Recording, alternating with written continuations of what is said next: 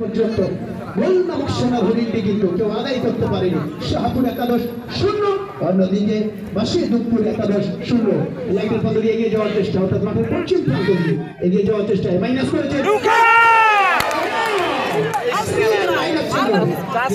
চমৎকার একটি মিস করলেন, একেবারে আফসোস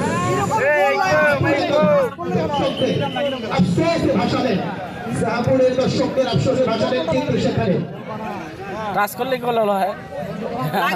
জার্সি নাম্বার 11 নেহা কিন্তু একেবারে টাচ করলেই কিন্তু গোল হয়ে যেত। সুবর্ণ সুযোগ ছিল, কিন্তু আবার শান্ত ক্লিয়ার করলেন। বাট আক্রমণে যাওয়ার চেষ্টায় ছুটে এসে বিপদ হতে পারে।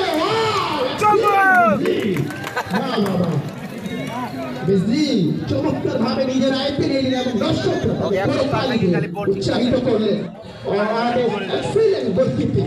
চমৎকার ভাবে চটক পাখির মতো বলের দিকে চেয়েছিলেন, যেমনই আসতো সেইভাবে একেবারে খপ করে নিয়ে নিলেন। আবার পাশে ফারুক চমৎকার ভাবে নিজে নিয়ে মিঠুনের উদ্দেশ্যে বাড়িয়েছেন, মিঠুন এত করে বাড়িয়েছেন সতীর্থ খেলার উদ্দেশ্যে। আবার মিঠুন 1-2-1 করে খেলার চেষ্টা, শেষ পর্যন্ত বল চলে গেল সোজাসুজি মাঠের বাইরে।